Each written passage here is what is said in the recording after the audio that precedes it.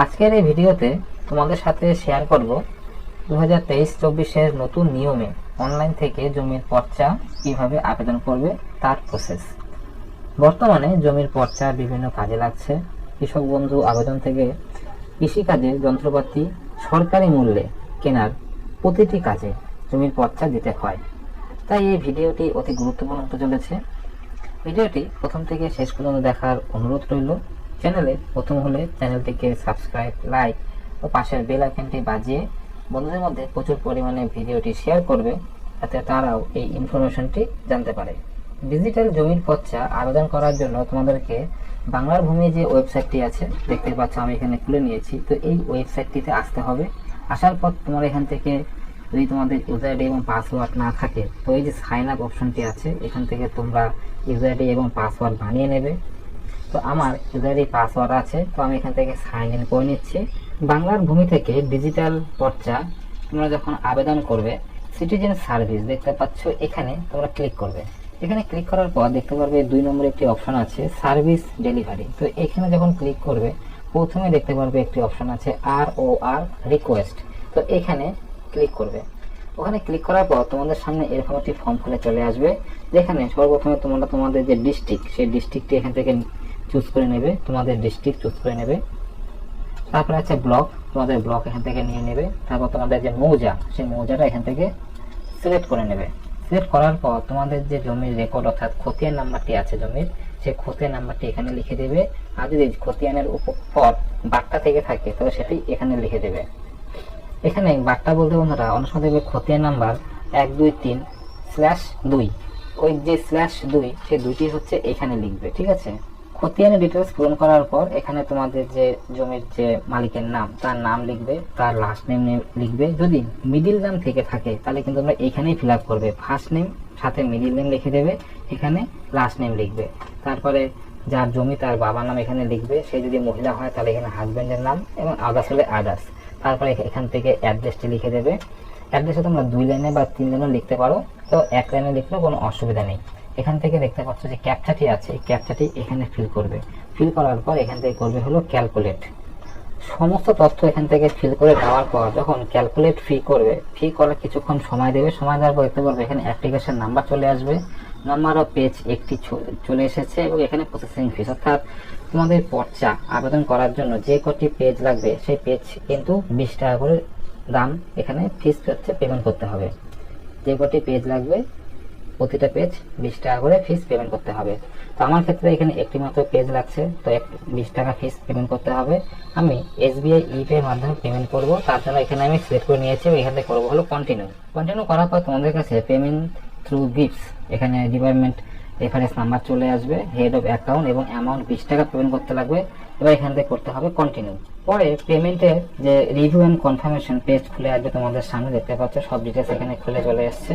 এবং নিচে তোমরা দেখতে পারবে এখানে যে ভেরিফাই অ্যান্ড চেক, এখানে টিক চিহ্ন ক্লিক করার পর এই সবুজ অপশনটি অন হয়ে যাবে, এবং তারপর এখান থেকে করে দেবে নেক্সট করার পর এবার চলে আসবে payment mode and bank selection. Payment mode আমি প্রথমে বলেছি যে SBI ইপে এর মাধ্যমে পেমেন্ট করব, তো SBI ইপে এখান থেকে সিলেক্ট করে নিচ্ছি, এবং পে থ্রু হচ্ছে পেমেন্ট গেটওয়ে। এবার এখান থেকে করতে হবে নেক্সট। বন্ধুরা এরপরে কি করবে দেখতে পারবে, পরে একটি your transaction has been proceed বলে একটি পেজ খুলে আসবে। সেখানে গ্রিপস পেমেন্ট আইডি এবং GRN নাম্বার, অর্থাৎ গভর্নমেন্ট রেফারেন্স নাম্বার যে নাম্বারটি আছে, এই নাম্বারটিকে তোমরা কিন্তু অবশ্যই কোনো একটা জায়গায় কপি করে নেবে, অথবা এই পেজটিকে স্ক্রিনশট হিসেবে সেভ করে নেবে, কারণ এই নাম্বারটি কিন্তু পরে কাজে লাগবে। তো এবার তোমরা কি করবে, এখান থেকে করে দেবে হলো ওকে যখনই করবে নিজে তোমাদের পেমেন্ট অপশন পেয়ে যাবে। এখান থেকে পে নাও বাটনে ক্লিক করবে। এখানে কিছুক্ষণ সময় লাগবে, সেই সময়টা দিতে হবে। তারপর তোমাদেরকে সোজা পেমেন্টের যে পেজ, সেই পেজে নিয়ে চলে আসবে। দেখতে পাচ্ছ এখানে পেমেন্টের পেজ চলে এসেছে। এখানে অনেকগুলি পেমেন্ট গেটওয়ে আছে, তো তোমরা চাইলে debit card, credit card, internet banking, UPI এই সমস্ত মাধ্যমে পেমেন্ট করতে পারো। তো আমি এখানে ইন্টারনেট ব্যাংকিং এর মাধ্যমে পেমেন্ট করে দেবো, এবং ইন্টারনেট ব্যাংকে যখন চুজ করবো এখান থেকে সিলেক্ট ব্যাংক করতে হচ্ছে, তো আমি স্টেট ব্যাংকের থেকে পেমেন্ট করবো। স্টেট ব্যাংক চুজ করে নিয়েছি, এবং এখান থেকে করে দেবো হচ্ছে পে নাও। বন্ধুরা আমার পেমেন্টটি কিন্তু সাকসেসফুল ভাবে ব্যাংক অ্যাকাউন্ট থেকে কেটে নিয়েছে। কেটে নেওয়ার পর অটোমেটিক তোমার সেই পেজটি আবার রিডাইরেক্ট করে দেবে অফিসিয়াল ওয়েবসাইটের মধ্যে। কিন্তু কিছু কিছু ক্ষেত্রে কি হয় যে সেই পেমেন্টটি সাকসেস হলো কিনা সেটা কিন্তু দেখার কোনো উপায় থাকে না। তো সেই ক্ষেত্রে তোমাদেরকে যে বললাম যে জিআর এর নাম্বারটি কিন্তু কোনো এক জায়গায় তোমরা কপি করে রাখবে অথবা সেই পেজটিকে স্ক্রিনশট করে রাখবে। এবার আমরা সেই জিআর এর নাম্বার দিয়ে সার্চ করে দেখব গিফটস পোর্টালে গিয়ে যে আমাদের পেমেন্টটি সাকসেস হয়েছে কিনা। গিফটস পোর্টালে যখন তোমরা আসবে তো এখানে দেখো লেখা আছে জিআরএন সার্চ, তো এই অপশনটাতে তোমরা ক্লিক করবে। ক্লিক করার পরে এখানে search by government reference number অর্থাৎ জিআরএন নাম্বার এটি এখান থেকে চুজ করে নেবে। আর জিআরএন নাম্বারটি যে বললাম তোমরা কপি করে রাখবে, সেই নাম্বারটি এখানে বসাবে। বসানোর পরে এই যে ক্যাপচা আছে, ক্যাপচাটা এখানে বসাবে। বসানোর পরে এখান থেকে করে দেবে প্রসিড। প্রসিড করার পর তোমাদের সামনে পেমেন্ট ডিটেলস কিন্তু খুলে চলে আসবে। দেখতে পাচ্ছ GRN number, organisation land reform অর্থাৎ ROR যেটি লেখা ছিল সেটি হচ্ছে ওর ফুল ফর্ম হচ্ছে land reforms and refugee relief and rehabilitation. তো দেখতে পাচ্ছ এখানে 20 টাকা কোনো পেমেন্ট হয়ে গেছে এবং পেমেন্ট দেখতে পাচ্ছ সাকসেসফুল পেমেন্ট হয়ে গেছে। এবং এখান থেকে তোমরা কি করবে, ডাউনলোড চালানটি ক্লিক করে চালানটিকে ডাউনলোড করে নেবে। তো বন্ধুরা তোমরা কিন্তু দেখতে পেলে যে কিভাবে আবেদন করতে হয়, কিভাবে ফর্ম ফিল আপ করতে হয়, তারপর পেমেন্ট কি করে করতে হয়। পেমেন্ট যখনই করবে করার পর কিন্তু পেজটি এক্সিট হয়ে যায়, তারপর কিন্তু তোমাদেরকে আবার গিফটস পোর্টালে গিয়ে জিআরএন এর মাধ্যমে চালানটি ডাউনলোড করতে হয়। এবার আমরা দেখে নেব অফিসিয়াল ওয়েবসাইটে এসে যে এখান থেকে আমাদের জিআরএন সার্চ করলে স্ট্যাটাস কি বলছে, অর্থাৎ সার্টিফিকেট যখন ডাউনলোড করব সেই প্রসেস। সার্টিফিকেট যখন তোমরা ডাউনলোড করবে তার জন্য দেখতে পাচ্ছ যে রিকোয়েস্ট টাইপ ROR লিখবে, এখানে জিআরএন নাম্বারটি লিখে দেবে, অ্যাপ্লিকেশন নাম্বারটি লিখে দেবে। অ্যাপ্লিকেশন নাম্বারটি কিন্তু তোমরা যে চালানটি ডাউনলোড করবে সেখানে পেয়ে যাবে এবং জিআরএন নাম্বার সেখানে তোমরা পেয়ে যাবে। এখানে লেখার পর এই ক্যাপচাটা এখানে ফিল করবে, তারপর এখান থেকে করে দেবে সাবমিট। সাবমিট করার পর বন্ধুরা এখানে একটা লেখা দেখো চলে এসেছে sign copy not yet generated search again letter. অর্থাৎ বন্ধুরা তোমরা কিন্তু সার্টিফিকেটটি এই মুহূর্তে ডাউনলোড করতে পারবে না। এটি ডাউনলোড করার জন্য তোমাদেরকে কয়েকদিন সময় দিতে লাগবে। সেটি 2 দিনও হতে পারে, 7 দিনও হতে পারে এবং 10 দিনও হতে পারে। তো এটি নির্ভর করছে তোমাদের লোকাল অফিসের উপর, তারা কতদিনে সেই কপিটিকে জেনারেট করে।